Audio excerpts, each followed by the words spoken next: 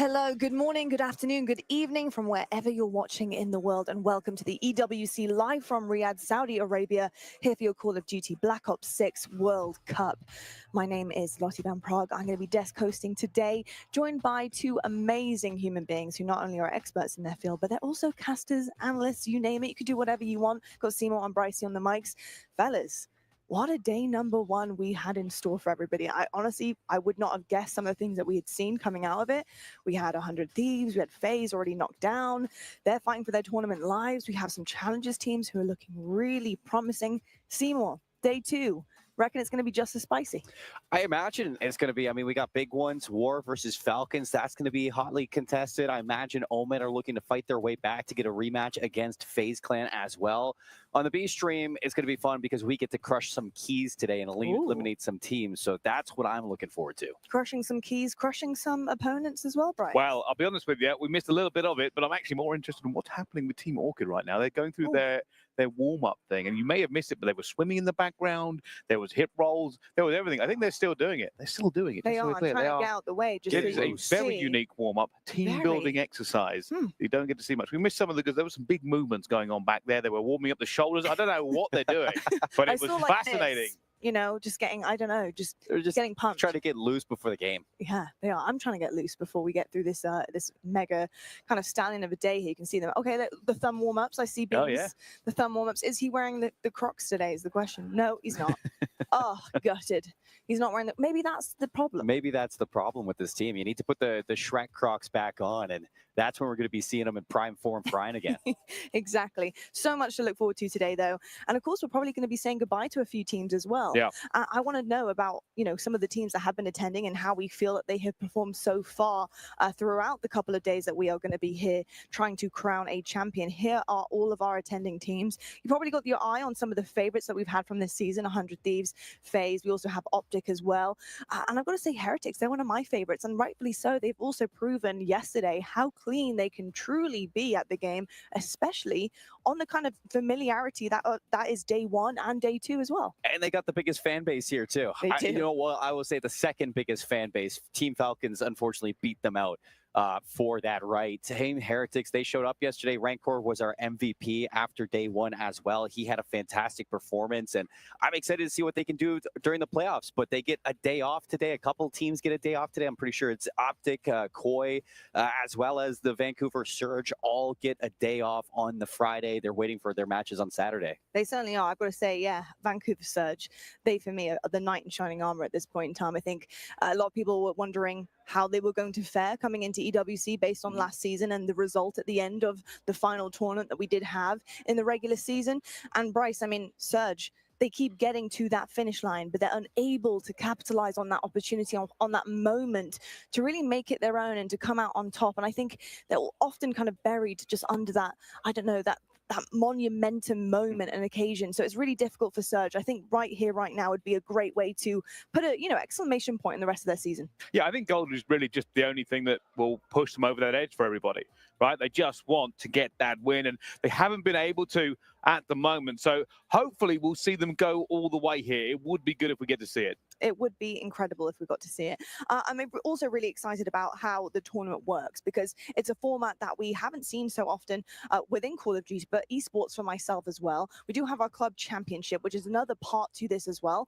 And we have a few of our Call of Duty teams who are in the running here. Team Vitality, they're right at the top of the chart here, 2,400 points. But I'm looking at teams like Team Falcons. We've got Heretics who are also in the running for Call of Duty. Heretics have already got another 200 points from the last time we looked at this chart. Yeah, Heretics are playing well. I'd say I think they're looking forward to not only playing well during the playoffs for Black Ops 6, but when we get to see them on Warzone 2 in a couple weeks to see if they can push even further in that aspect. But I think there's a couple teams on here to also mention, Vitality. They got Gen G to worry about. Falcons, if they can make it into the Saturday and Sunday, make a miracle run, that's going to be good for them, as well as they are the defending club championship team. So I think I'm hoping that we can see Team Falcons do something.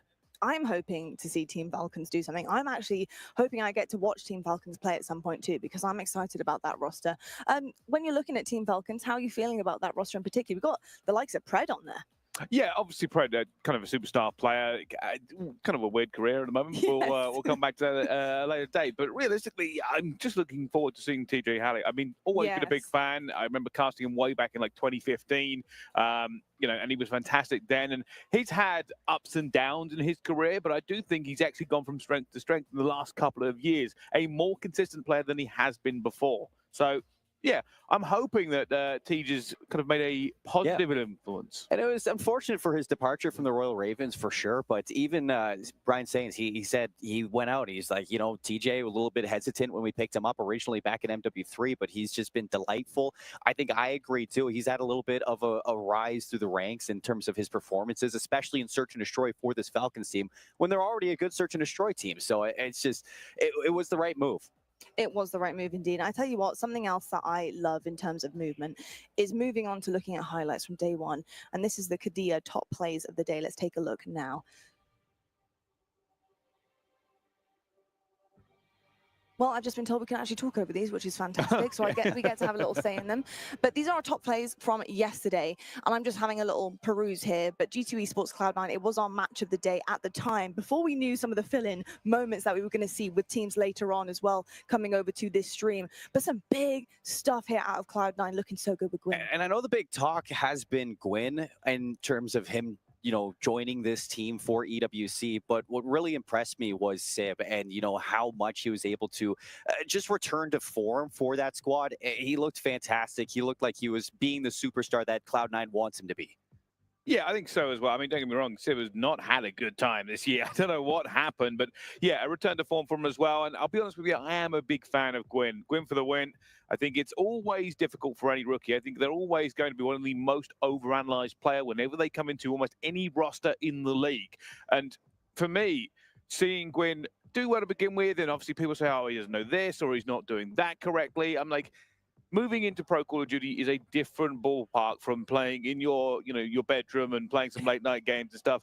There is a lot more structure. Your mistakes are punished more. And some players, they have incredible debuts. Some players take a little bit of a while to season. And I'm hoping that we're seeing Gwyn in a better infrastructure and that seasoning will help him out. I like that, a bit of marinate, a little bit of marination, just a little bit of time to make sure that they are at the best standard of possible.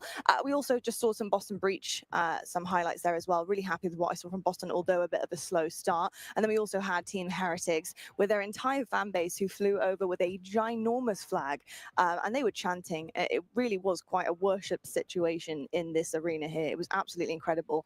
And they just really fuel off that, don't they? Yeah. They can see how much it means to them to do this in front of their fans. But that momentum, even Real said on the desk, is everything to them. I know it's really hard to look at this Heretic squad and think that, man, they look better than what they did during the season. I mean, they had a fantastic season, but it's just something felt different to them. It's definitely the crowd that's fueling through their gameplay. They were faster. They were more excited. We saw them even joining the crowd after their game to cheer with them or just to fist bump them, make sure that they know that the crowd is heard. And they're about it right now. They certainly are indeed. Again, another massive, massive matchup here. 100 Thieves versus Vancouver Surge, a revenge grudge match of the ages so far this season. And 100 Thieves, they just couldn't get it done yet again. Vancouver Surge, the one over on them. And it was getting ever so close down to the wire. But Surge, they just held out strong. And we talked about this yesterday, Brycey. It's that teamwork, this stellar teamwork and strategy coming forward from those boys that's winning time and time again. Yeah, 100%, and that really is the key. If you can get the teamwork working correctly, it gives you advantage in gunfights. It allows you to pull players all over the map, and Heretics just really, really good at treating everything seriously. Every single game, they go into it, they are there for the win. It's never a day off. It's never a step back. It is always full throttle, full time. It certainly is indeed. I've got to say, I was a little bit disappointed in FaZe with how they showed up there. I'm just ever so confused. I really am. I still have more questions than answers, seeing them multiple times performing at different tournaments at this point. And I don't know what is going on. I don't know what the answer is, and I don't know what the problem is. And it's a really strange kind of situation to be in.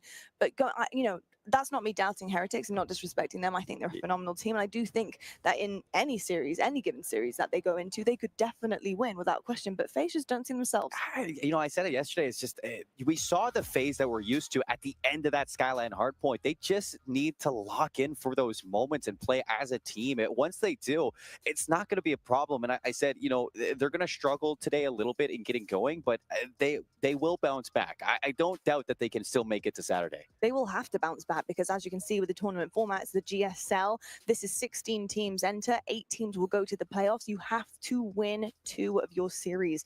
FaZe currently have lost 1-1. This is so big for them, Brycey. Everything on the line for a couple of the teams who were in the running to win the most coveted title coming into their regular season of Call of Duty.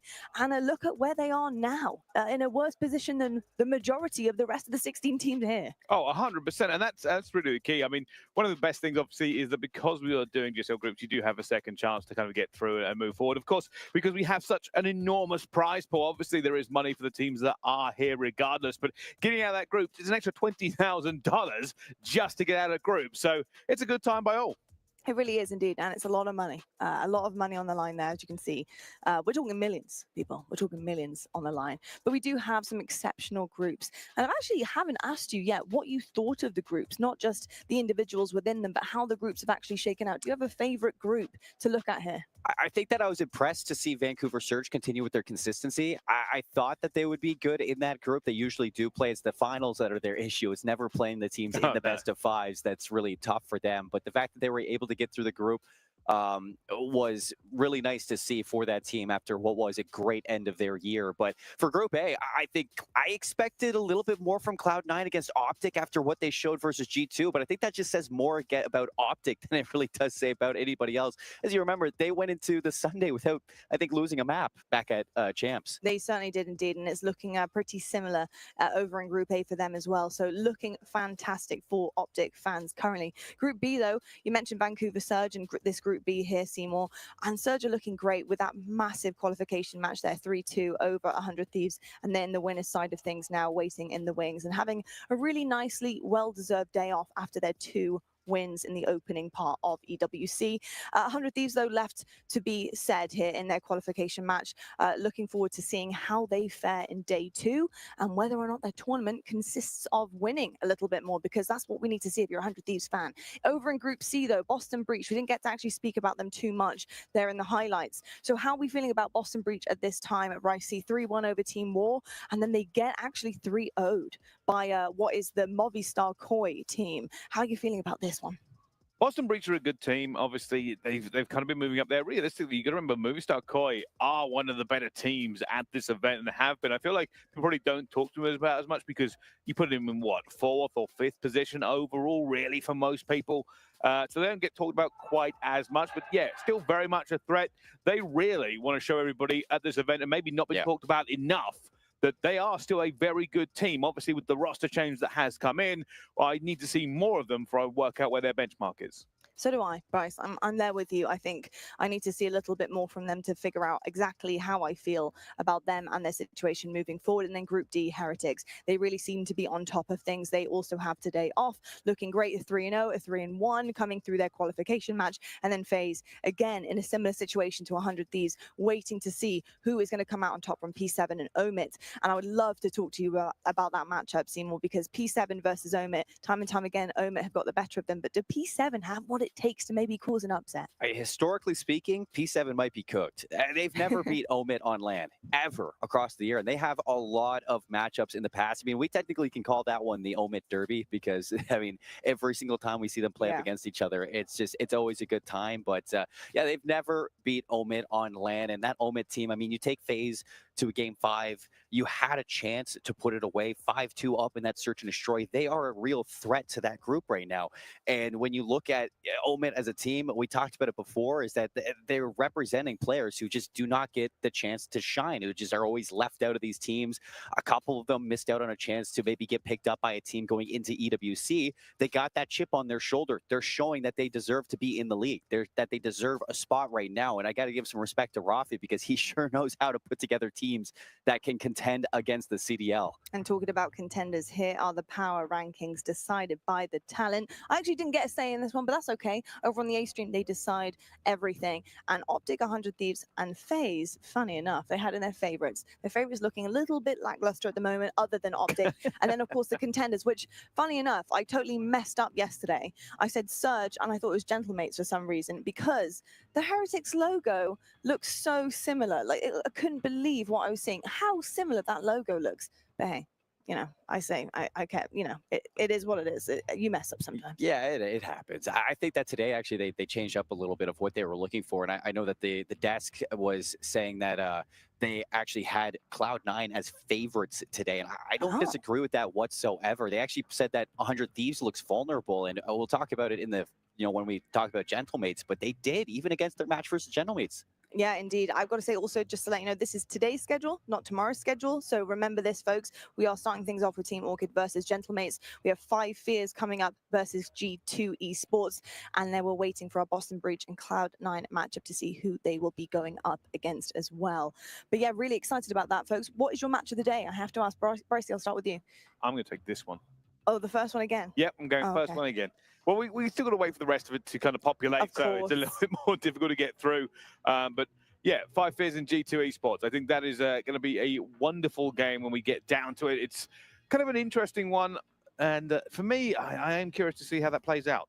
Yeah, I'm very interested actually to see 5 Fears and how they're going to fare on a bounce back after meeting Optic as well, because Optic was a tough opponent, I think, for 5 Fears to face yesterday. I mean, Hixie, well known and loved in the community, has been in Call of Duty for such a long time, and you know, has accolades under his belt as well. But I think Optic were just raring to go, and it was pretty clear from their series how good they were. You guys got to remember back at home, I know it was online, but it happened. 5 Fears have already beat G2 before this year.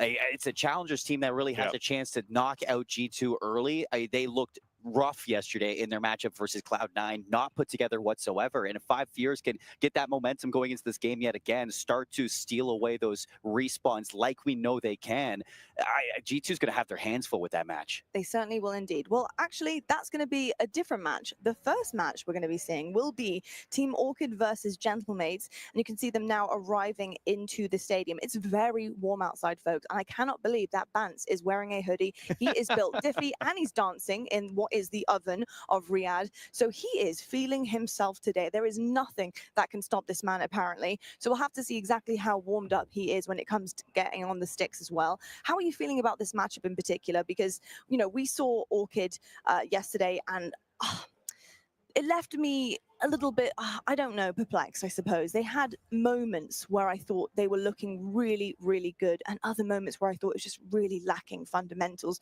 Brycey, how do you feel about the team? Well, that pretty much sums it up, I think. To be honest with you, S&D, great. Yeah, of course. Respawns, not so great. Obviously, with Beans joining this roster, they are hoping it gives them a better respawn. But truth being told, not really seen as much of it as we could do yet. And if they are going to continue along that path, they're going to have a short event. Very, very true. I have to ask you, in terms of the roster and the makeup of this roster, adding Beans onto it, based on what you saw yesterday, yes, a fantastic S&D. As Brycey put it, respawns not so great. You know, how do you feel like this addition has so far worked out for them? Does it still work out for you on paper?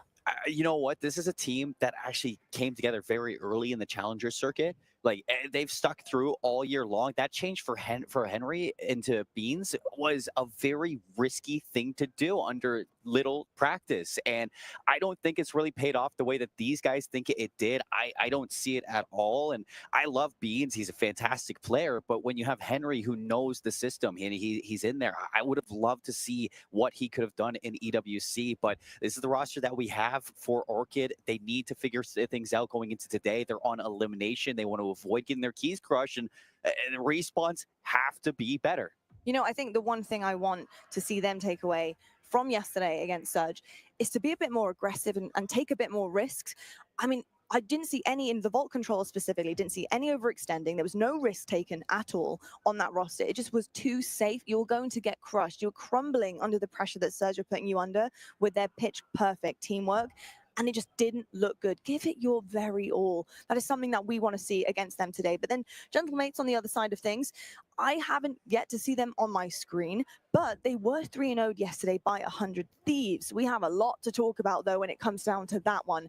And Seymour, you were showing me in the green room something that was pretty perplexing in that S&D. It was round 11. Kismet was having the game of his life in S&D. What happened? I mean, we got 99 kills on display yesterday. He was 13-9 in the search and destroy, had the perfect flank opportunity for it to be a double kill into a 2v1, maybe even, but you miss those first shots, you get punished on the turnaround, and that is a heartbreaking loss for Gentlemates, because this is a team, you add DiamondCon, you want them to be better. Yesterday, they did look better. You go 224 to 250, 5-6, 2-3 in every single game you played against 100 Thieves. They had a real contestation for that game to win. And into today, I'm sure they're going to be furious and ready to take it out on this Orchid team. I mean, they should be. Orchid also should be being very, very excited about a couple of situations here, because they can learn from mistakes. I mean, I'm seeing a Vault Control, which is map 3, something that they played yesterday against Surge.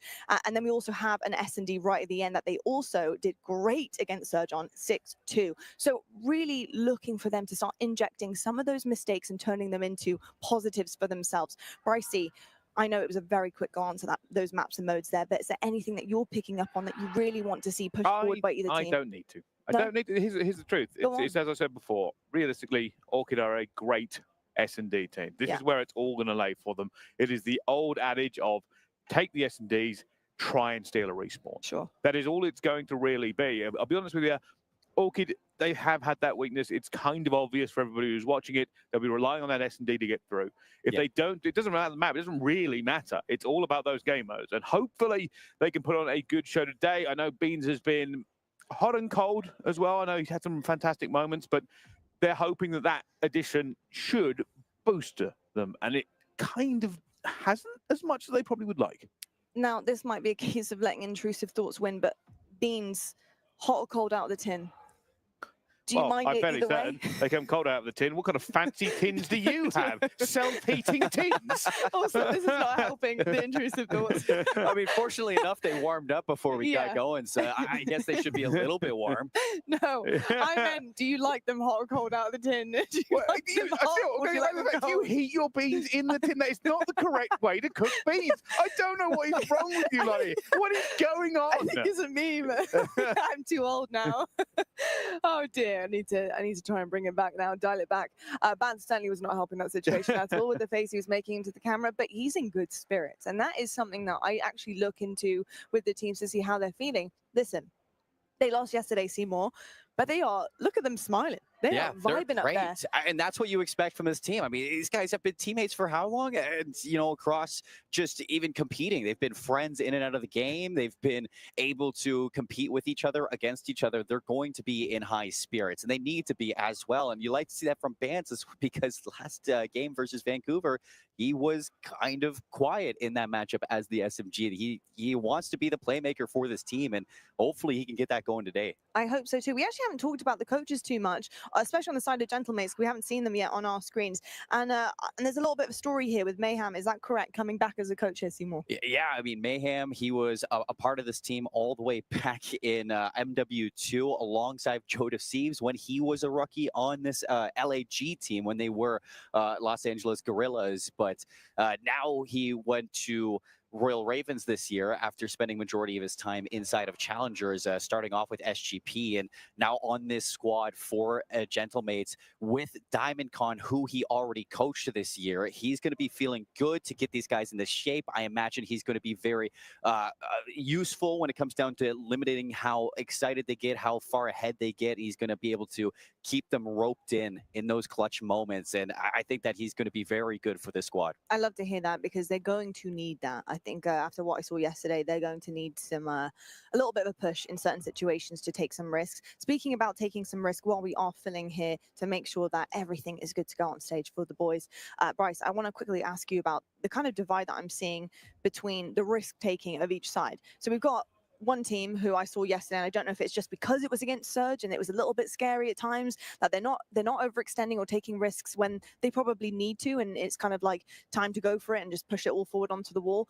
The other side of things, based on what I saw in the S&D in the clip yesterday, I'm not gonna lie, this was a scared-looking team in that round 11. They looked terrified. Other than Kismet, who was really just kind of making plays and doing the best that he possibly could. Listen, a little bit of an ADS mishap, fine, no worries, it happens. But the rest of them weren't moving. And it was round 11. You've got bomb. You need to go plant, make a decision. So there, in terms of the balance of the risk-taking, looking at the other side of the stage, they're looking pretty happy, confident. These guys are looking very serious. So it's interesting. Yeah, I mean, first of all, Bulldog will be Bulldog. You know, always Right. going to be that kind of player, veterancy coming through. Yes, that kind of mishap yesterday was unfortunate on the other side.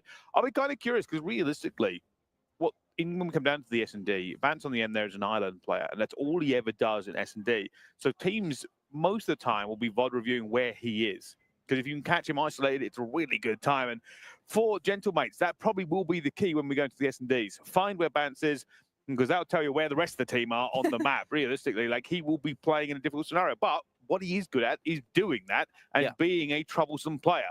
So realistically, that's going to be the chess game. We'll be seeing the entire way through that game mode. And if Gentlemates have his number, then they're going to win the S&D. If they don't, he's going to cause them trouble. I'm interested to know, on the other side of things, is there going to be something that Orchid will look out for, particularly for Gentlemates? Is Kismet going to be in places that they're trying to kind of, you know, hone in on and basically eliminate before it becomes a risk? For sure. I mean, for Gentlemates, I mean, we've been talking a lot about the search and destroy on Orchid, but Gentlemates search and destroy all year was their bread and butter. It was pretty much the one thing that they were good at.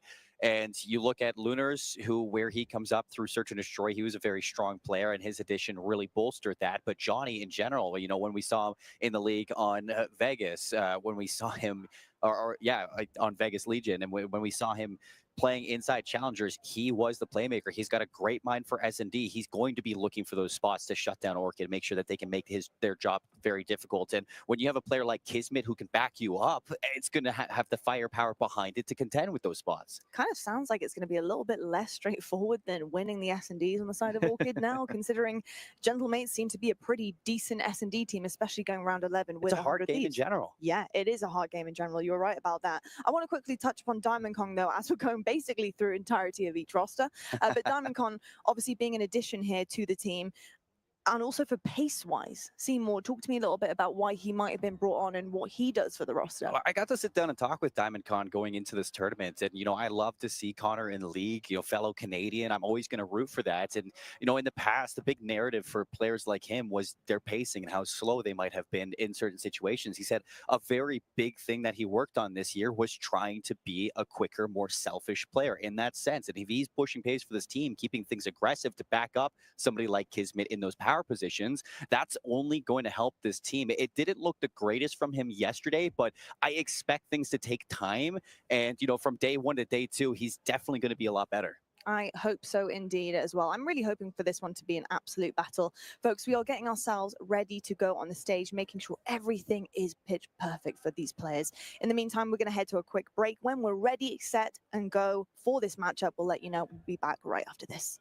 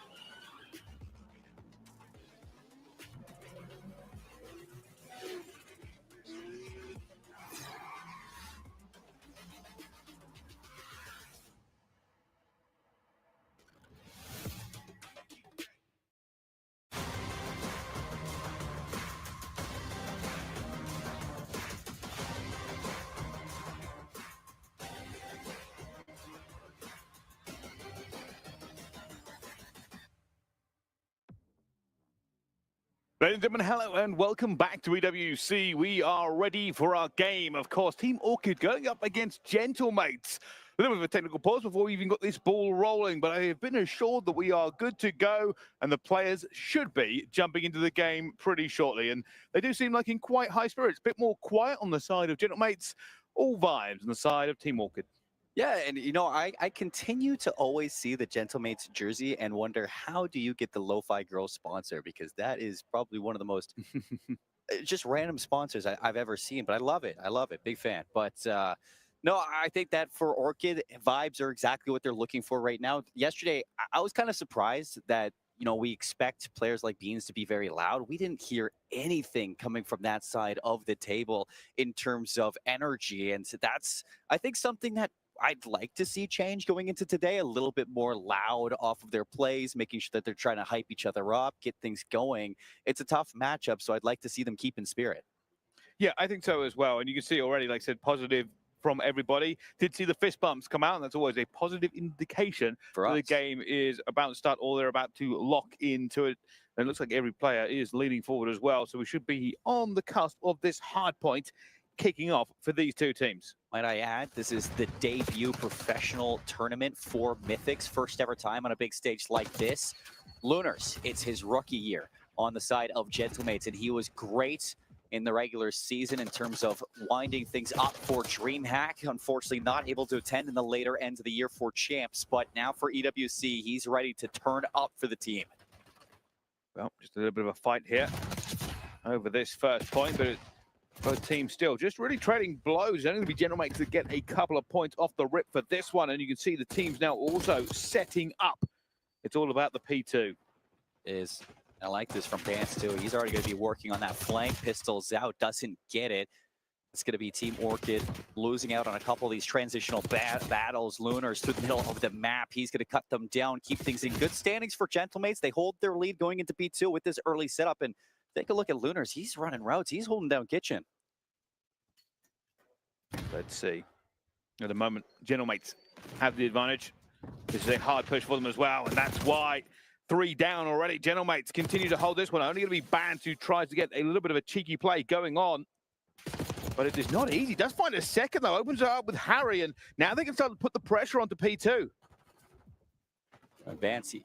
He's going to be a big key factor for this one. See if he can play some surprise. He does. Kismet goes down. Still not able to jump in. Lots of work to do, and he works alongside his teammate to take 3 down to the back line. Harry finishes it off. It's a good break from Team Orchid.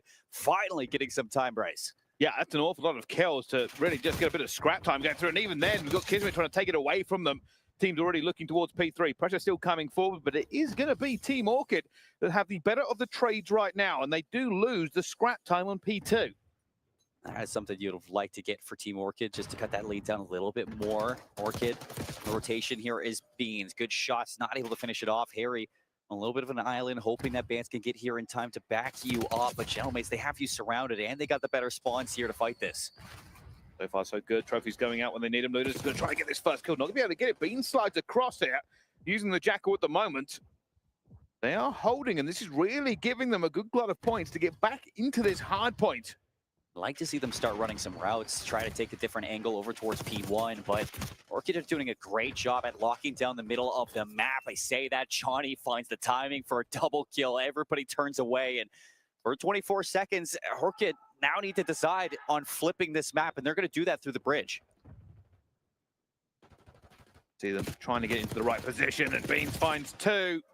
Harry gets 1 more back as well, and now not only for the scrap time on a P3, but a great P4 setup for them.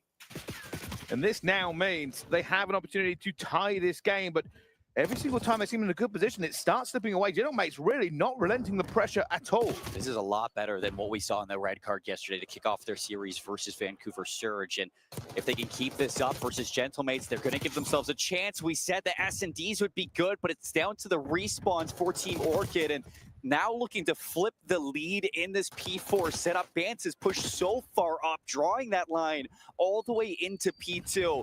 And Gentlemates wasting a lot of time, 34 seconds on the break. Already a little bit of pressure coming through as well. Mythic still staying alive to the point. Beaton's picking up a kill as well. So it's going to be Lunars left alive on this side. 1 versus 1 at the back. It's still going to be Bance. And that means they will have this hold now. It really won't be on Gentlemen to push this too aggressively. They will fight for that middle control. At the moment, the trade's still going back and forth. Neither team really able to get too big of an advantage here. It could have been the nerves in day one. They are loose on that stage. I can hear them getting loud already. It's not as loud as it could be, but it is something. Couple deads being shouted, and into the second set of rotations, a 40-point lead for Team Orchid, and they're into this P1. If they can win these fights up top, they're going to be in good standing, but Mythics is on 5 in a row for that hill. Finally goes down, but his teammates still surrounding. We're trying to get him as well, but Kismet picks up an easy 2 as well, and Lunas has Harry pretty much dead to rights, has to back off. Players now going underground. Genomates really digging in their heels here on P1. Is this a Hellstorm? Yeah, this is a Hellstorm coming down from Mythics. It's going to force everybody inside. Harry gets a double kill. That's 3 down. They don't flip the spawns, though. They do not. They just gave themselves a bit of breathing room, trying to get back into this fight here at the same time. A couple more kills going their way. You now see the pressure start to build. They are taking space on the map. There will be a spawn out. It's Kismet who will be calling this. They're trying to get this anchor locked in, ready for this rotation. And now Bats trying to just find his way through already. Teammates going down, but they haven't had the benefit of the trades here at the moment. Bats trying to make a wonderful play, but it isn't going to work out. And all that work for nothing. It was the Hellstorm a little bit too long on trying to pressure out those respawners. And Kismet, nobody's going to read that flank that comes through from him. And it really sets apart the setup now for Gentlemates into P2. They got a lot of time back in the start of this game on this hill. They're looking to repeat that with the setup. This could be potentially 30 or 40 seconds gain with the setup that they have. Kismet just continuing to lay down the hammer in terms of slaying, just not letting them anywhere near P2. 35 seconds left to go. This does mean that Team Orchid will need to give this one more shot. They cannot just give them a full money hill like this. And now you can see the pressure mounting. Already a few kills going down, but Johnny trying to hold them off at bay and just a little bit off there on the shooting. Has caused his team to be pushed out. That's good. I mean, you have to go into any form to pop off, to break that hill in through the elevator. You jump up, you win a couple key fights, and you're stealing away that scrap time, holding on to this lead for Team Orchid. And into P3, Gentlemates are here first. You still have a player. It's Johnny back at Old. He's looking to pull some of these players up the spawn, but a couple go down, and you're a little too aggressive off that. Well, the problem is they're now going to struggle with numbers for a first few seconds. Beans gets 1, but Kismet finding 2 and 3 will shut it down. What could have been a problem is a problem no more thanks to the Bulldog, and it will be a respawn for Team Orchid all the way towards the back. And whether or not they can actually get back into this one, P3 did not go great for them last time. Against 100 Thieves yesterday, Kismet was 40 and 26, so 4 in a row, starting to find some form on this skyline. It was a loss in that rewind in their matchup yesterday, but right now he's going to flip that lead right back, and he's looking to take over. Still just can't get past them. They're just really not winning the trades where they need to around these, and Gentlemates now into the lead. They will have to try and flip this really, really hard. It almost seems like Team Orchid are just a little bit slow when it comes to these gunfights, but they will get a little bit of scrap here onto P3. The lock this time around, though, is for Gentlemates on P4, and while they put a lot of pressure on Team Orchid last time around, now they get to receive it. Still playing the back. It's Beans. He's hiding away. Kismet doesn't have the read on this one just yet, but the shot's out. Beans gets fried. And Kismet, he's going to create a little bit of discourse when it comes down to these respawns. So a couple key fights on the outside here for Mythics, tagging onto Lunars, finally going to put it away, but it is numbers for Gentlemates. They're going to be able to relieve that pressure and look at the positioning from Diamondcon. He's going to find 2 through the middle of the map. Yeah, crazy fight for the Beans to lose, and that has certainly lost them some time. They now have to wait. They're going to stack this, try to get in here for one last push to not give them any more as Gentlemates rapidly approach 200 points and already still holding. This is the problem when you have to come through the back. You just have to run into the guns that are ready for you, and that has not paid out. Gentlemates will probably hold the rest of P4 now, and they're already pushing out towards P1 and looking to flip these spawns. Keep an eye on Kismet. He is going to make the play.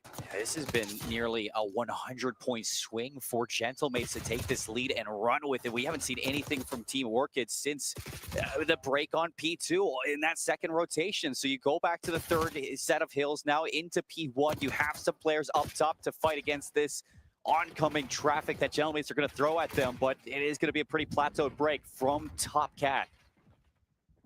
Well, at the moment, they know they have time. they can play the positions, wait to get into the point. They have so much spare. All they really don't want to do is give away P2 and theoretically just keep pushing the tempo here into P1. Every single second they get into it, it forces Team Orchid into a bad position, and that is what is happening. They are winning the trades, they are winning the points. Gentlemates are taking Team Orchid to task. And they're so good at shutting down these flanks. Orchid, they have to contest, they have to fight through older. They're going to lose this game on P1. You have to get into this hill right now, Bryce. Only 10 seconds, there's plenty of time. Oh, though that's 3 down, but is that going to be enough? There is only 9 seconds. Team Orchid would have to make a monumental replay there. Bant's already throwing nades behind him, but there is a stack here of players. Bant's looking for the trade, trying to get it down, and he does manage to find it. Harry gets one as well, so they've cleaned this out, except for Johnny. Johnny on his own. Bant's going to try and challenge him out as well, but Johnny gets his second. Not going to be able to get the third, but has allowed his teammates to get across that bridge.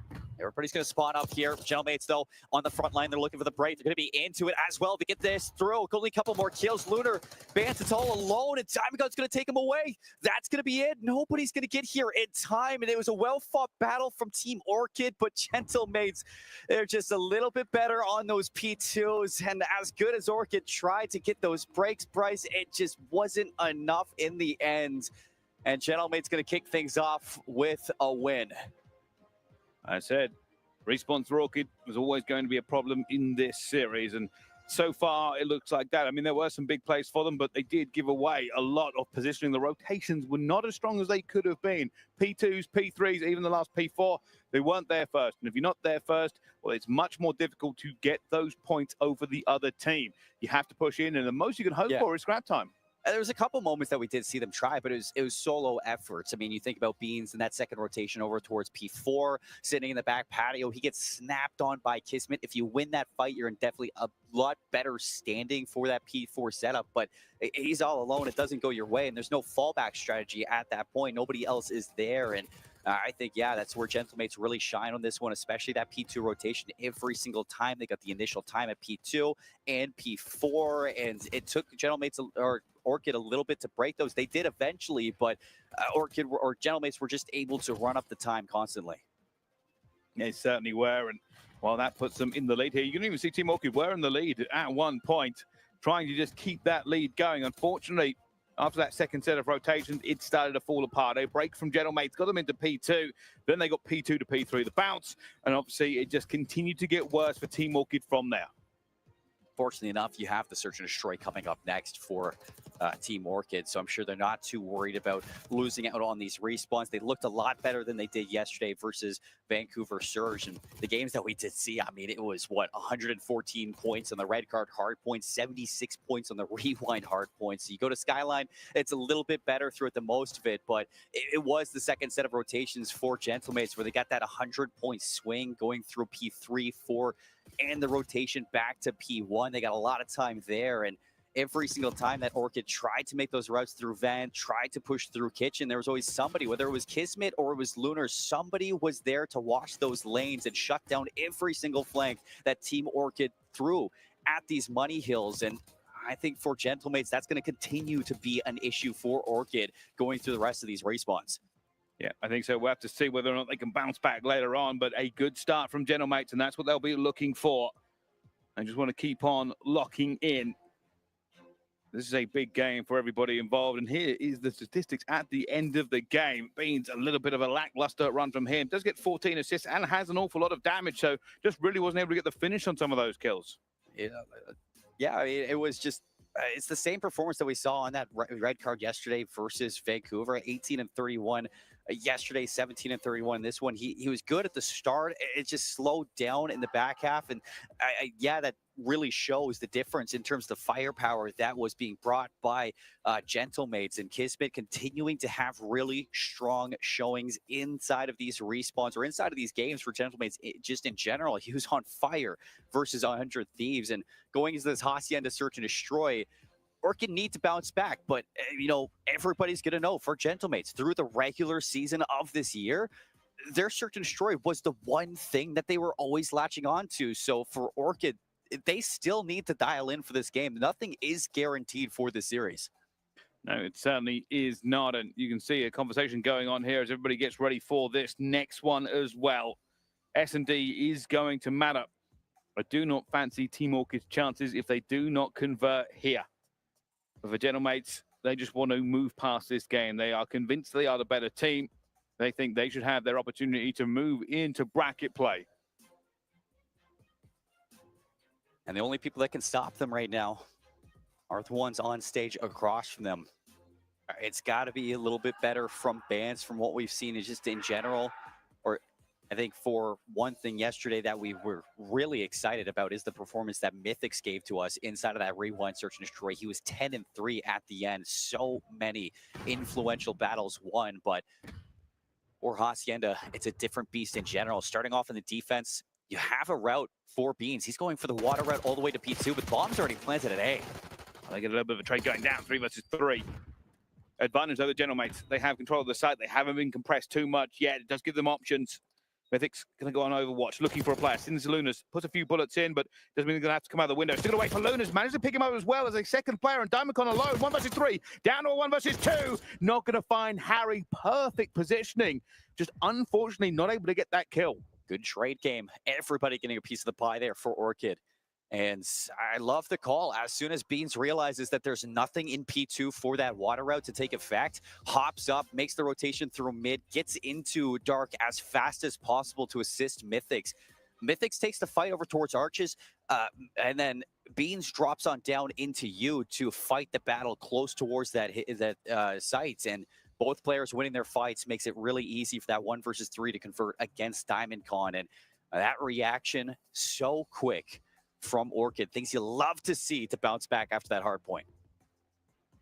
Well, was looking good for Gentlemates. Don't get me wrong, the post-plant positioning was very, very good, but obviously that's something that I think Orchid have worked on. You know, they held down the lanes. They allowed the players to get out. They were waiting for Lunas towards the back there as well. So did work out quite nicely for them. On the other side of it here, Beans is on the water route. You can already tell that Bant is now waiting up here, maybe just showing, so they don't know that the flank is incoming, but they've looked, they're going to find Beans. Surely Beans is going to go down. There's not an awful lot he can do about this. Bomb has gone down on the other side.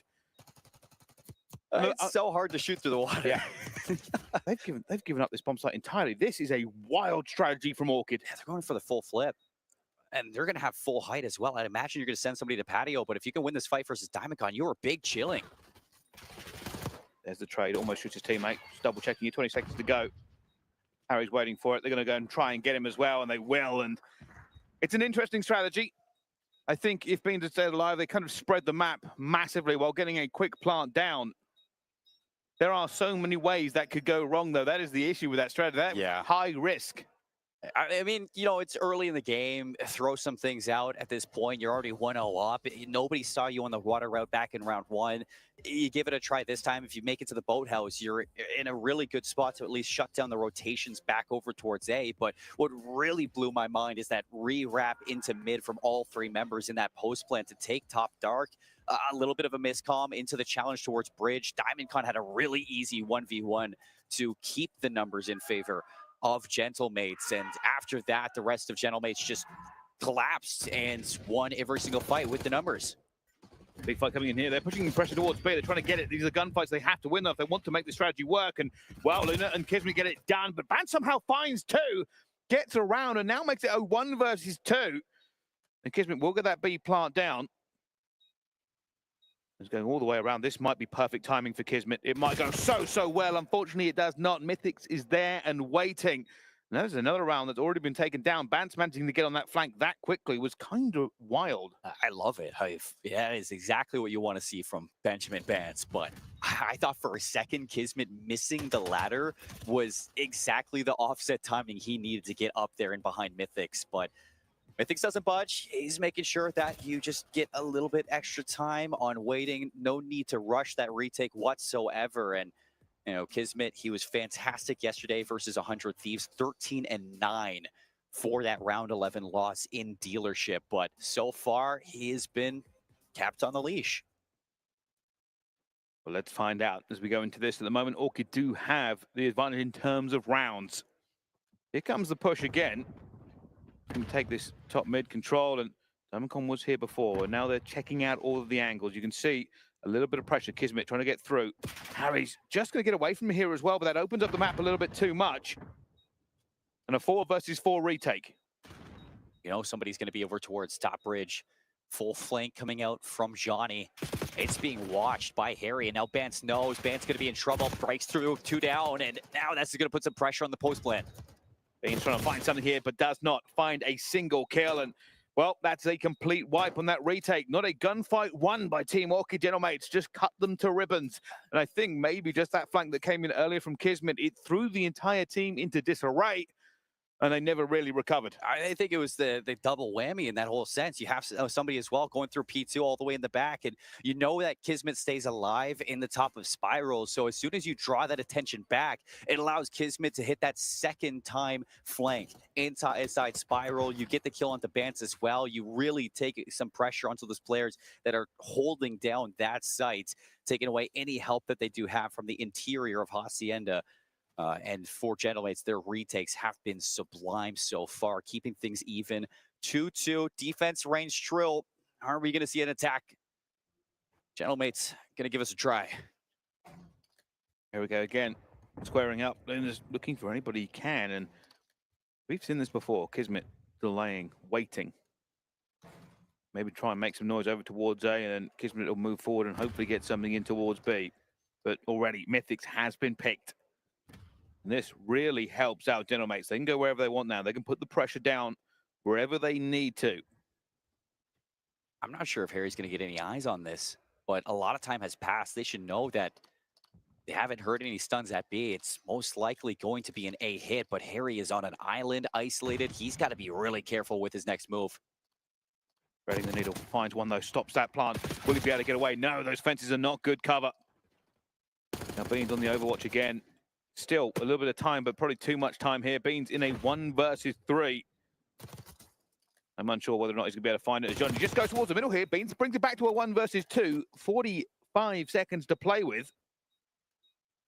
He just cuts noise completely.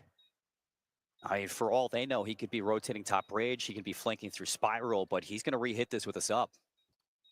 Just looking for anybody. He wants a 1v1. That's what he's looking for as well now, but they're not going to know where he is. Going to try to push this one at the same time, but Diamond Khan is locked in and ready. That's the information game.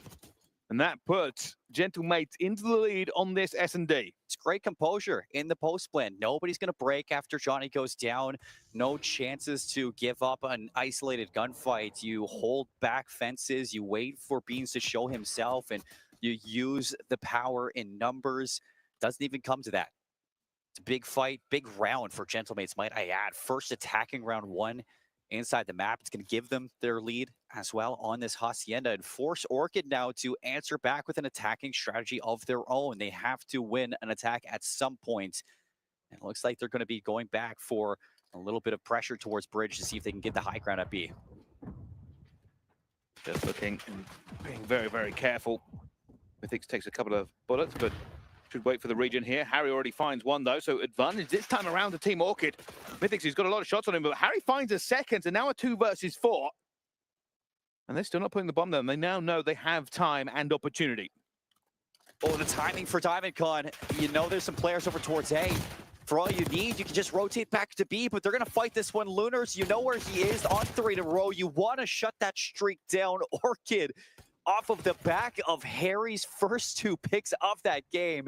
Not sure how he gets the second one, but it is big moments for Harry. Lucifer in this round to answer back with the attack round that you're looking for Orchid. Keeps things even, keeps things all stable on your side. No need to panic whatsoever. And hey, Marky B, he's back there. He's not even saying a word to these guys. Full trust.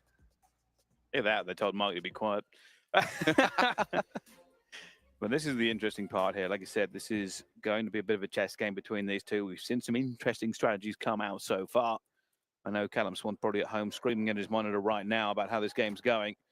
But we are trying to already see a bit of pressure come through the middle here. Bance waiting down by Fountain. They have not really put a lot of pressure onto A again. And Gentlemates have identified this. Quick plant, 4v4 retake. I'd love to see some risk on the flank. You know, you're going to go for that quick retake through mid, but no flank pressure means that Gentlemates are going to be ready to watch this as soon as they jump out the windows. Bance trying to get a bit of a flank on here, but they are burning time. They sorely do not have. And Here comes the push. This is going to be a flood. They're just going to have to all go at once, and unfortunately, all they go is straight into the kill feed, and that is a disaster happening. Beans will find one, but that is going to be it. The push was not what they wanted it to be. And Gentlemates locked it down, and they get another round here in the S&D. That is heartbreaking, just in general. But that's exactly what you kind of saw unfolding when it's the bunker strategy on that defensive post plant. You have just only a number of areas really to watch. If you see them jump through patio, you just re-rotate on arches. If you see them come from arches, vice versa. But you have no pressure from either side. So all you have to do is watch you and watch that window. And it is Lambs to the slaughter and a team nade in that sense. I wanted to see some more risk from Orchid on that retake. See if you can have somebody get aggressive on those flanks. Here comes the push. Orchid into B. Bant on the island. Not been as effective on this island that he can be in this game, but just double checking, triple checking. Eventually will go down, and Bant has been caught. This is what I said before. They are going to be aware of how Bant plays. I don't think anybody isn't anymore. That has now given them a disadvantage. While they do have bomb down, they've lost one of their members. Unfortunately, this is going to be a small site to hold down. Unfortunately, nobody's going to be watching it, and they waltz right in. Not a single member watching the slide onto Beans, and that blows the entire post plan up. That wasn't even like good to watch. I mean, Gentlemates just went, all right, we'll just get in then. Just went straight through it. And that may be because, like I said, they lost that member early on. You can't watch as many. You're not sure about your flank anymore. They didn't have mid really secured, and they obviously didn't have the front, and that's just not great. But it's like, what are you watching? There's only 3 areas to watch on that site on the retake. You watch the bomb, you watch the key door, and you watch the flank on garage. And both 2 players were doing that. Nobody was watching the hit on the bomb, and Beans was just left high and dry in that whole sense. It could have been I got to scratch my nose moment. Just a half second of COD timing doesn't go your way. But for Gentlemates, that's back-to-back rounds now. This is the biggest lead we've seen so far on the map, and they have a chance to put it away and go 2-0 up. They certainly do. Kismet just waiting. Patience here from Gentlemates. They do not want to ruin any opportunity to find a first pick. At the moment, just expecting some pressure coming through, but obviously none yet. And if you're Team Orchid, you're probably wondering, where on earth are they? Well, just hoping somebody makes a mistake, hoping Bands maybe gets a little aggressive, but the timing works off. Lunar's shot in the back, first blood to Orchid, and that's going to force this bomb to make a play. Gentlemates moving up over towards B, but you still haven't tracked down Bands, and that's bomb down in no man's. Well, that's what they have for him, this team, to find the gaps, and he did find one in this round. Now 1 versus 3 by Diamondcon. Does not have the bomb. Will find Beans, will find Bands. No kills onto either, unfortunately. At this point, you're just trying not to give him a kill at this point. So you're toying with them, letting that clock run down. No need to challenge him just yet. Man's still gonna fly though. 11 seconds.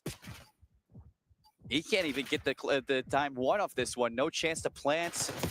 It has to be down to the kills, and as soon as Mythics goes down, you know that Beans is just gonna hide behind, wait for that clock to be done, and allow Orchid another chance in this search and destroy. Got a little bit scary. I don't know why we were solo challenging him through the middle of the map, but Beans knew what to do. Yeah, I think realistically the reason Bands probably chowed is there wasn't as much time for him to make the moves he needed to, and Bands was like, if I can get this kill, that's another one closer to my streaks. Yeah. And I was like, well, you know, it's kind of, it could have paid off. It's a heat check. See if you can win a fight like that. 1 round back. Orchid looking for that round 11. On the offensive side, Kismet already in towards you, so that's going to have a quick flank onto Bands. He gets caught trying to get up the ladder. Numbers for Gentlemates.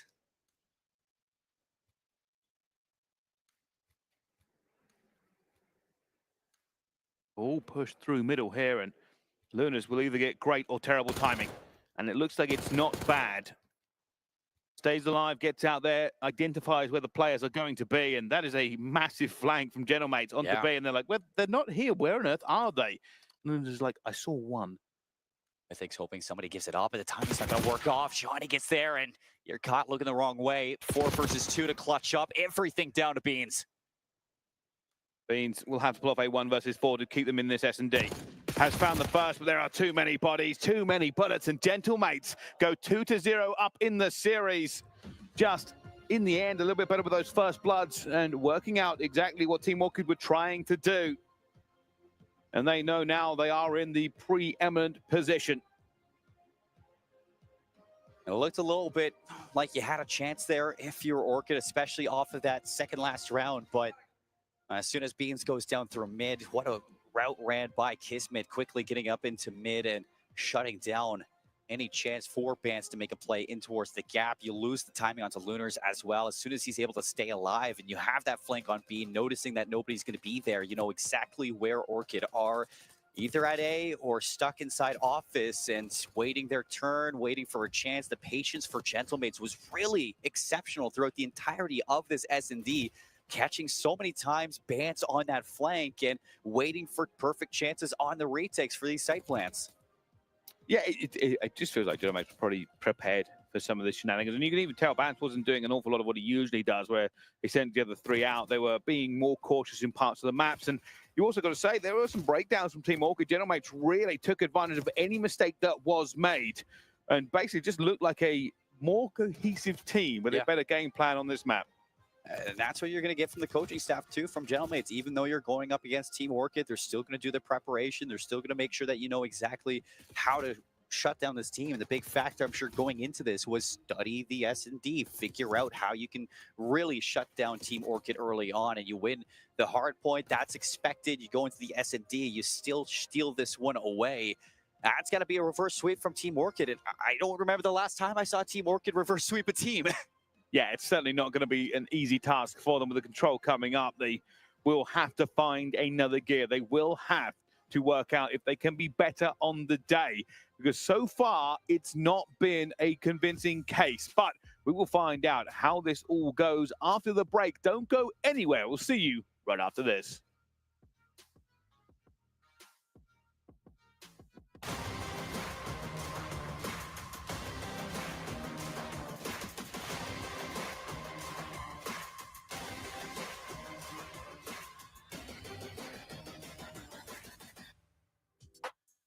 If I heard that you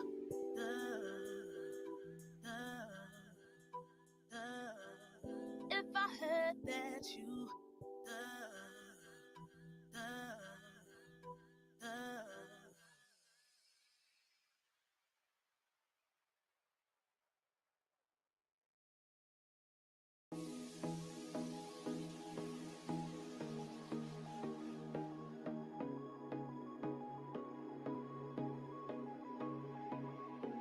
Lately, I feel I can't find my feet, pushing closer. My heart skips a beat, and now I'm falling deeper than I fly. I can't control it. Dark against the sky, it's not so black and white. It's like I told him. There's things that I can't fight. I just keep going. I just keep going. In my time, I've been dreaming of a space ready for my place. I wish she'd sing what I had dreamed. Before these darker days, I thought I found my way. Quickly it fades, losing the race, closing the page. In and out, I move myself again.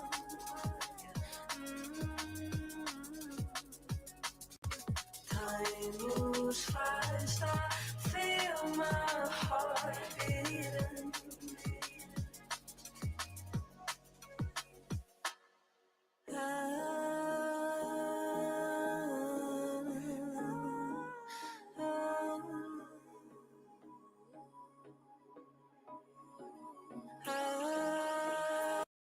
Mostly is about the break. If you get hammered and you let players into your backfield early, most teams don't recover. Well, let's see if they can at least answer back for a couple of these segments. I think so immediately. He's going to be caught. Good for Johnny to watch the aggressive push through pool. Bans on the turnaround, quick read on the Kismet. Don't know where that calm came from, but gonna dance with the idea of jumping onto this B zone and even catch Johnny on the flank. So if you want, you could stack A. You just have to worry about Kismet inside Cat. Not doing too bad. A little bit compressed here. Bean's actually going to go and try and chow this. He wants it and does manage to find it against Kismet and just staying alive and getting the kills. Johnny managed to find one, breaks this down just a bit, slows it even more. Players jumping in. Bance is hunting. Doesn't know where that player has gone. They will have gone underground. But there's already two, and they've lost a couple of kills here. So while this was not too bad to begin with and give them an early 2 segments, it hasn't given them the extra minute. Johnny makes a great play there. Just patience from the bottom of the fold. He's going to get cleaned up finally and allow for the players off of Orchid to get back into the zone 3, go down. You imagine the stack's going to come through. You know exactly where to look now that Kismet has shown himself, but A is going to get secured. Kismet finds 2. That's going to stall out this rotation to B, but you do have Beans inside Art. I just don't know how impactful that's going to be now. Lunars, is he going to read this? Oh, I don't know. He's waiting for somebody behind them. They probably have called out. They don't know where Beans is going to be, and that's exactly why Lunars has turned.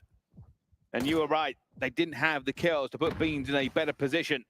And with Lunars getting back and finding it all of a sudden, Team Orchid are all the way back into their spawn. This is a nightmare for them. You can already see General Mates overextending, getting in there over and over again. Kismet's going to be on a tear.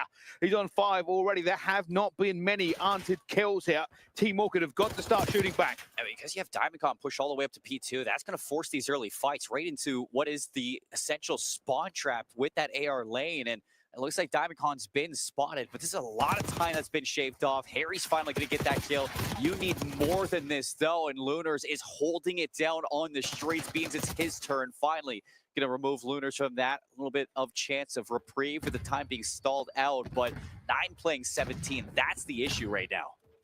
And looks like it's going to be Kismet on the flank.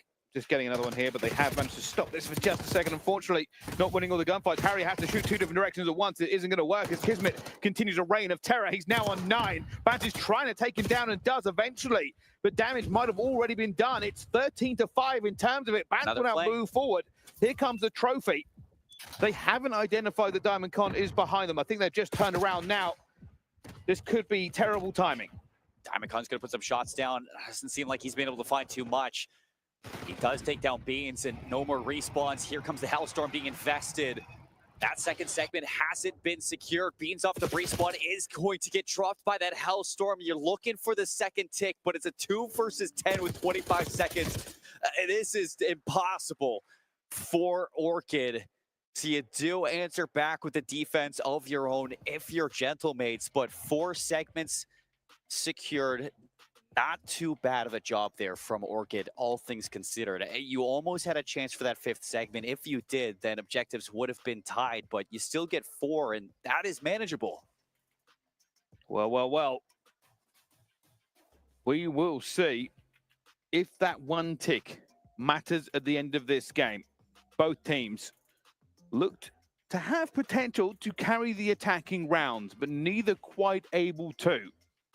They will now be looking to adjust and do one better. It really has been the flanks that have defined this control so far.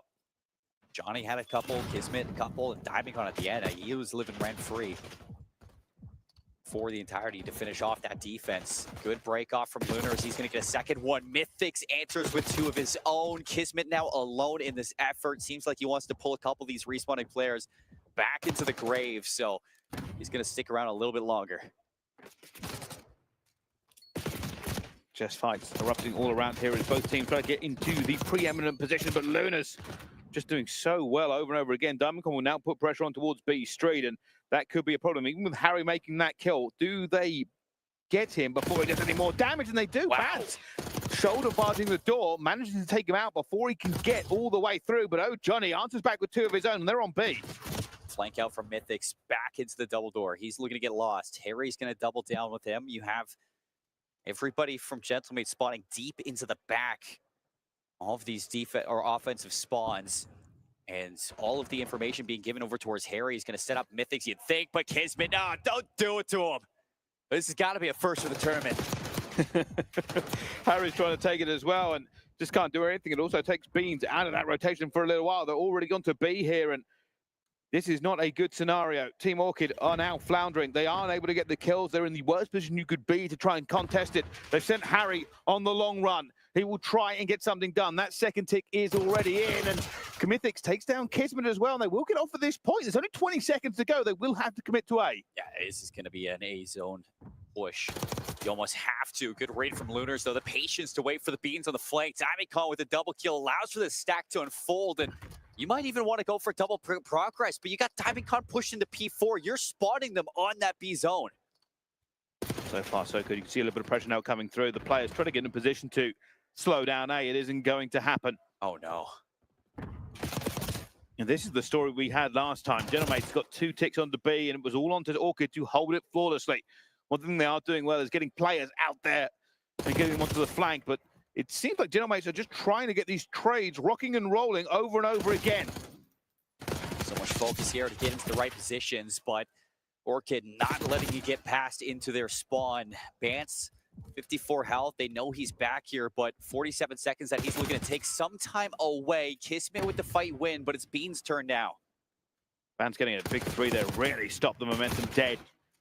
So that's all it's done for now. Diamondcon going to still be a problem here as well, as that goes 3 towards down. Bance going to try and get this one player out here, but the rest of the team are going to surge forward. You can already see now Team Orchid are trying to get into position. They definitely need to get towards it at the same time, and one player left onto it as well, and that is still ticking forward. It's going to get the contest barely in time for this one, and there are no lives remaining really. It comes down to one push, one opportunity, and we'll find out which one comes out on top, because this is going to be dangerous. 3v5, Johnny. Can he light things up? 11 seconds for you to get this one. Kismet's going to open things up. No more respawns now for Orchid, but it's all down to one. Kismet for the 1 versus 3. Fight towards Beans, and he doesn't get past the first. Orchid holds strong on the defense, but another 5 segments on an attacking round from Gentlemates. That means that if you want this game, just in general, if you're feeling a little bit uncertain about those offenses, you have to win this one here. If you're Orchid, or it's going to have to be 2 back-to-back offensive rounds. Yeah, so obviously, yeah, that's kind of guaranteed them the defense if we get to round 5. Yep. So, yeah, we'll find out. Orchid, obviously, will be looking to do the work in this one regardless. But it is not going to be easy. Team Orchid, if they do win their attack here, they are good. For Gentlemates, hold on to the defense that they now have guaranteed themselves to take it around 5. John at the start.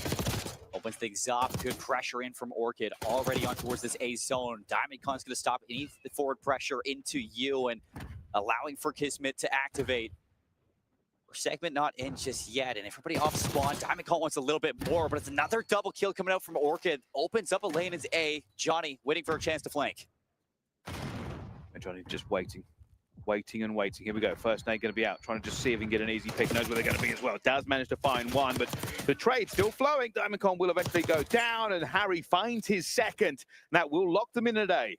Harry's been so good with the Jackal across this game. He not afraid to take it out for the interior of the Vault. And he is having a game, 28 and 17. And this is the fastest we've seen that A zone get captured. Now over towards B. Harry already on that zone. 2 down for Gentlemates. Harry doing incredibly well. I think he wants to overextend here. He's not going to be able to, but they will have a player doing exactly that. But they're going to know where he is because of the spawn. They know that Bance has already hit this flank. Plus, they haven't seen him for a while, and that's where he always is. And now she's looking for him as well, but not going to be able to make that second kill. Pressure still mounting onto B here, but the trade's not as clean as they would like. Mythic's not able to get the second one, as both teams basically just trade themselves into a deadlock. Reset, let's go again. Oh, Harry's going to have an angle, looking for a second. Good shots, backs into the point. Trophy's down. Flank coming in from Diamondcon. He's going to be able to spoil this play, but there's a stack on B, and it's going fast. Diamondcon has to get here now. Going to look for him. Finds Harry, drills one, finds B, drills a second. And that will be a complete wipe as Johnny managed to find his own 2. High risk, high reward there for Gentlemates. They needed Diamondcon to come through, and he did in spades. This is it for Orchid. Shoes on the other foot. I mean, you've been good for these opening kills, but you just haven't been able to put away the zone. 2 down yet again. Contest on for Harry. Turned around, and it's an answer back from the Gentlemates. 12 playing 13. Beans now for 3 in a row. He roars into action, but the trade still for Gentlemates, keeping that time counting down slowly. And every single time there is a trade like that, it does go their way. This is going to be dangerous now. Just have to get Lunas out of here.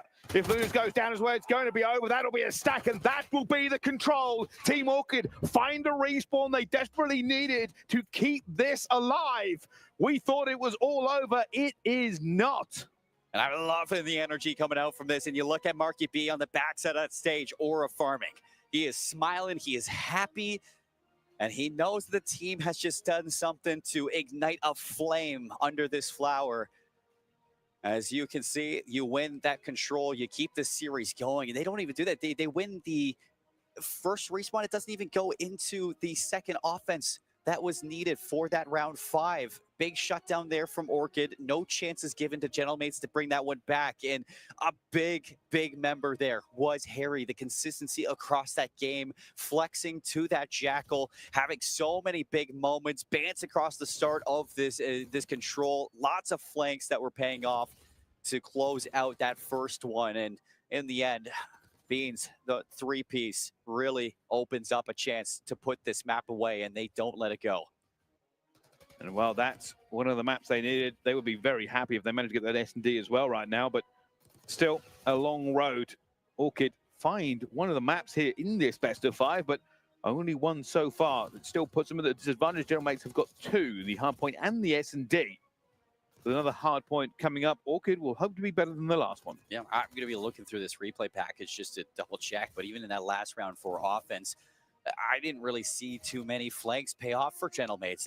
Orchid really stepped up in denying that pressure. There was the one from DiamondCon where he gets that 4 down with the team, but aside from that, that was as good as it gets from this Orchid team. And now you take that momentum, you move it into this hard point, you're slaying out, you're playing together, you're having those big moments from Beans and Harry, or sorry, from Beans and Harry now inside of those lanes. It's allowing for Mythics and Beans to have a lot more opportunity across this map. And this one from DiamondCon, it was good. It's just not enough to save that map. No, it was not. And does mean we get to see some more of this, because these two teams really are treading here. I mean, Beans has been a little bit quiet again this series. I feel like I'm saying that more and more often with him. But you are right. That big 3 kills really shut them down. Was shooting, was confident. We heard the roar from behind us. And now we get to see another respawn, another hard point, another opportunity.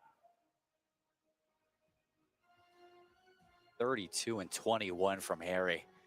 Almost 4K damage too. He was lighting it up for the team. For Gentlemates, you didn't really have anybody in takeover mode. I mean, it was good. I mean, DiamondCon had so many good moments on their defenses, but in that last round in general, Kismet was getting shut down. He didn't have those chance to flanks. You never really saw Lunars in a position to set up that spawn trap that we saw at the previous defense that they did have. And you know, when you're hoping to see somebody like Johnny, who is so extremely quick on the map, he's just always fighting from the front of the hill, never in a position where he feels comfortable. And that is a good sign for Orchid that they're starting to figure out how this team ticks, what makes them work, where are their strengths, their weaknesses. And as long as you can shut down that pace, that fast aggression that is being shown from somebody like DiamondCon and Johnny right now, it's going to make your job a lot easier at taking these fights inside the objective. You move back into the hard points. Skyline, a lot better than the hard points that we saw yesterday. The only issue is we haven't seen you win a hard point yet this series or this tournament, just in general. And now you need to win one to keep this reverse sweep going, to push to that map 5. You get to that search and destroy. You have a chance. The game 5 record for Orchid, it is sublime through the challenger circuit. And once we get there, that's when this Orchid team really levels up. Well, still got to get there. Still going to be a bit of a battle to do so, but I'll be looking forward to it if it happens. But it is going to be difficult to begin with. Mythics just trying to stay alive. As we just dance around this P1 point in the opening salvos of this game. Right now, Gentlemate's doing a great job at stopping anybody from Orchid, at pushing deep into the P2 side of this map. Johnny, a couple wins, going to keep Orchid off that time. Now looking for the respawns, but what is that? Mythics, he is gifted a spawn.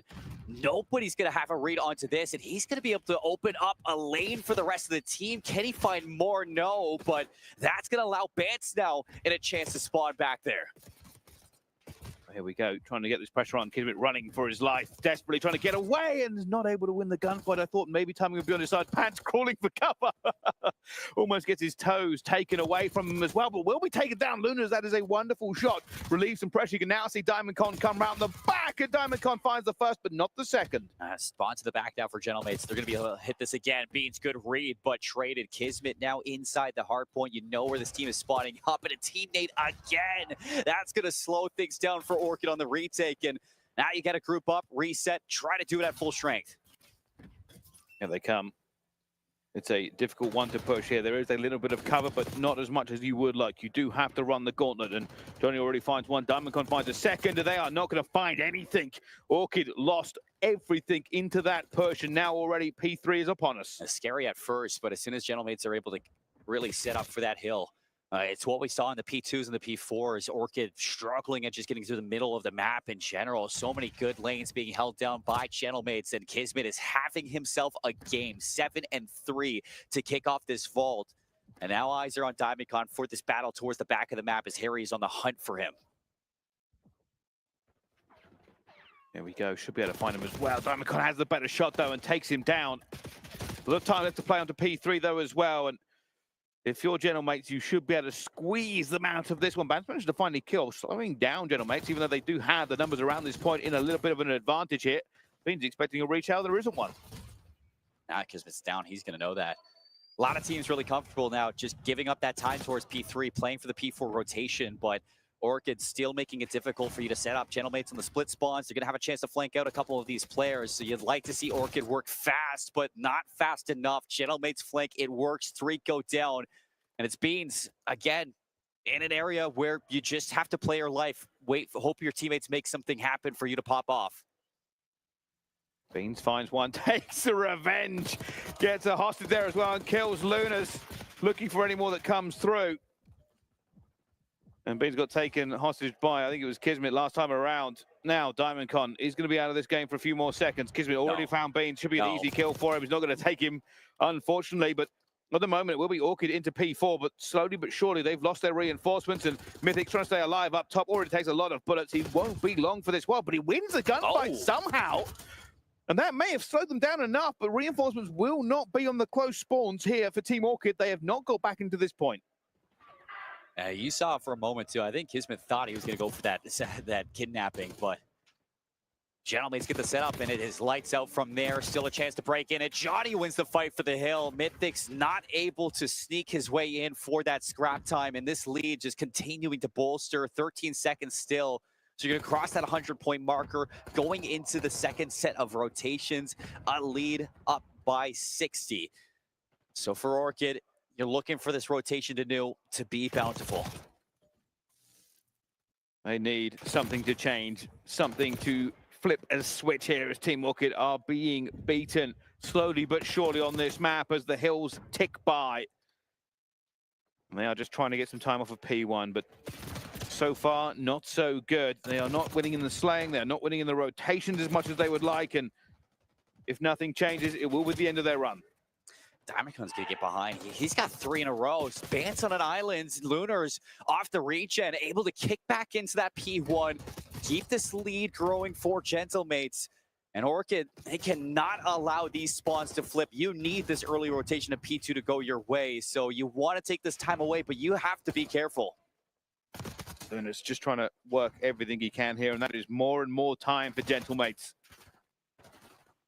This P2 is everything onto this map. If Orchid can hold it down like a money hill, then maybe, just maybe, they can get back in. But outnumbered. Will Mythics be outgunned? Will be in the end. The trade's going for them, and it's Gentlemates to get into here straight away. This has to be fast, and it has to be good from Orchid. And right away, you're looking for this. DiamondCon lane down. Good for the first one. Second one slides right into the sights. DiamondCon for 2 in the back allows Johnny to win his fight inside safely and secure that time now. 100-point lead is growing. Still spawns in the back, but Orchid, they are struggling to win these fights. Just not having any joy anywhere they go, and over again, now they're being outslayed. You can start to see the tendrils of frustration push their way into the Orchid team. They are having no fun on this map, and they know themselves. Just a minute from destruction and out of EWC. Silence right now from their side. Have to avoid that key from getting crushed. It's now or never. The rotation of P3 going to be lost. Gentleman's already fast to this one. Is Harry going to read Johnny underneath this one? He's looking for him, and there it is. Kills come through. Nobody inside Art. Harry's got a chance to cross this road, get into that power position, but Gentleman's, they are so happy to just soak this time. That's all they've been doing. Approaching that 200-point mark, and for Team Orchid, it would have to be a hard point that gets written into legacy, because they have not given us very much so far into this one. I said before it, the respawns are a problem. They managed to get the control, but their hard points have been anything but good enough so far. Kismet over the top, AR in hand. Lovely help for this hill. 22 seconds. That's going to push them past 200 points. Certainly. Kismet again on the flank. Pulls Beans away. Shots pretty good there from Beans. And Kismet not going to be able to cross that statue just yet. But look at the spawns. Orchid going to spawn out. Split spawn for Kismet. He's not going to recognize this, but he might have seen Harry. That's going to allow Johnny now. He knows that he's got a chance to catch some of these players. Johnny's still alive here, waiting for another chow to come through. It will be Orchid into P4 first. But what can they do with it? Can they find anything from this one as well? Oh, Johnny's still alive. Got teammates backing him up as well. They've already managed to penetrate the backfield. Not doing any more here. Harry trying to hold the bodies at bay. Harry managed to find one, but will instantly be traded out. The rest of them now piling forward every single doorway as a player from Gentlemates slamming down the door. And there's just so little they can do. Bance needs to find a third. Isn't able to. Beans is trying to trade out his teammate, but there are still more players flooding in here from Gentlemates. There's levels to this with Gentlemates. Just constant pressure onto the objective. Beans now slides out. Good shots. No trade. DiamondCon, a second one. Orchid flipped out. You have to go for the scrap time. Maybe a chance for Bance, but everybody else, they are diving for this one. You need to rotate. And now they are selling everything just to get a tiny little bit of pride remaining. Over Kismet. into the P1. Kismet's already going to be here as well. Harry will win that gunfight, but not the second as Lunas goes for the trade. It will be Gentlemates again that get bodies into this hard point first, and they are taking Team Orchid to task. How dare you win a control against us? Take this whooping. Kismet setting up his team. Now looking to put things away. 20 seconds left for Gentlemates. Orchid fighting tooth and nail just to keep them out of this hill. They need to translate into time, and they're going to be in. A P1 is not an easy thing to keep hold of, especially on this map. Kismet continuing a little bit of a reign of terror. 27 and 18 for the Bulldog. Good amount of time as well as he dived into the point, but his teammates have his trades. DiamondCon almost took down Bance as well, but picked it wrong. Yeah, he didn't see him. Didn't see him go through. They cannot afford to even give away this scrap time. Oh, Johnny will soak this. You can see Team Orchid are going to have to go for P2. But this puts this game really out of contest. Closer and closer to the end. 8 seconds is all you need. Late flank from DiamondCon. They're going to wait for this one, but Kismet, he just kicks things off with a kill. And that might be it. That might be enough here. Only one player really remaining to stop them down. It's going to be Beans. Here's 7 health remaining. Harry backs him up as well. Beans get back towards the point. They have to just hold everything 8 seconds to midnight. And that's all they will have remaining in this tournament if they do not play it flawlessly. A flood in the back. 2 players still here. DiamondCon look for the angle. Mythics, good fight win. Johnny alone at this, but still spawns for Gentlemates. You have to dedicate lives here if you're Orchid. You cannot leave the point. Oh, they're going to be in as well. They've managed to jump through it. Mythics will have to overextend to get into this point. That's going to be 3 down. That's going to be 4 down. And that's going to be the tournament. Gentlemates will continue moving forward. Orchid are out.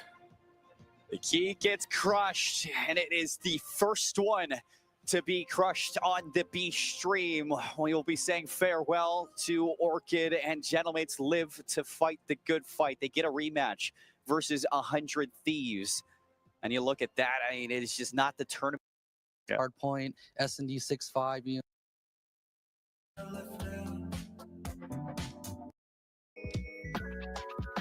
It's even worse than Kenny, and it's just this situation where it's like, okay, if you all on this squad right now, you're looking to these players that can really pop off and carry you through series. That's kind of why you built this roster the way that you did. In Estriel and Geo, you've got 2 players who are relatively consistent, And the two players that are your X factors, well, they're on the wrong side of that call right now. It's really dangerous to have hot and cold performances as individual players. A lot of the time, it has a massive domino effect, and that is what's happening here with G2. I know what Kenny is capable of. I've watched it for years. We all have watched it for years. Yeah. But when you are put in a dynamic that is a little bit more uncomfortable, and as you go through those losses and things don't turn out the way that you had planned them, to play, it's really, really difficult, and it starts to affect you mentally. I want to see a big bounce back from this team. I want to see them having a group discussion, working on some of the big fixes and hot fixes, and a lot of that is just getting on the same page. Yeah. And really, it's all it comes down to. So hopefully we see a different G2 today. We'll have to wait and see. But on the other side of things, we do have 5 fears. Now, I'm curious to know about this team and what you think they're capable of, especially going up against a G2 that, quite frankly, probably have their heads down a little bit here. I think the sky's the limit for this team. I mean, you think about each one of these players has had their opportunity to be in the league, and now they're back in towards the Challengers circuit. I mean, Hixie in general, he's had an interesting year for sure. Starting off with the Surge, you go to Madrid, it was a pretty poor performance, and well, you are on the downward trend. You've seen your team just rise to the occasion in every single major since then. But you join this 5 Fears team, go into DreamHack, you place top 4, and it's been a lot better for you. You barely missed out on qualifying for EWC originally in a Game 5 round 11 to Orchid. And you also lose Abe, who was a lot of your firepower, but you bring in Capsidal, and Capsidal is one of those players who can get the job done. He's done it so much since he moved into the league back in Vanguard with that Boston team. And I think that this team can hit a stride. They can reach some heights against this roster. I mean, heck, they've already beat G2 once this year. Why not do it again with Capsidal on your team on a big stage? Why not do it again? That is the big question. I mean, yesterday I did catch up on some of the gameplay that was happening on the A stream. I know that they faced Optic. It's not exactly the team you want to face beginning EWC. It was a hot 3-0, but they did have a really hot start on that first hard point. It was quite impressive stuff coming out of the gates, catching Optic off guard, and then we see Shotzi just starting to turn things up. Yeah. He's getting multi-kill after multi-kill. He's getting streaks galore, and then Hook the Nuke, he comes in too, and it's game over. But by that time, they're trying to understand what is going on their screen. I'm looking at them to come in with their own gameplay. I want to see what playstyle you can bring. You know, we look at Hixie, we talk about growth, and Colin, I know that you've talked to me a little bit about this team as well. I've seen some of your notes. The aggressiveness coming forward from Hixie, is that fundamental to see these guys playing the playstyle that they need and want basically coming across? I really like this team because when you look historically about them, all 4 of these players are, at one point in their team or one point in their career were subs. And although you transition Fire and Exceed at some point into that AR role, they still play more aggressive than traditional AR players. And they have that ability, which is really good in Black Ops 6, to flex to the Jackal and allow that pace to be a little bit quicker and that aggressiveness to come through. We see it in their hard points. That's what elevates them so much in a lot of their break attempts against teams back at Challengers.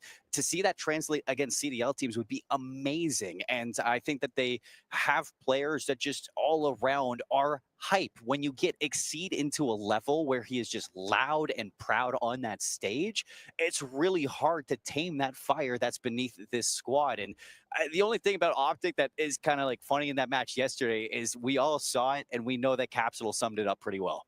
Yeah, I've got to say, it was a little bit of a difficult one for 5 Fears yesterday. I mean, we saw a brand new S&D strat from Optic right off the rip as well in that map too.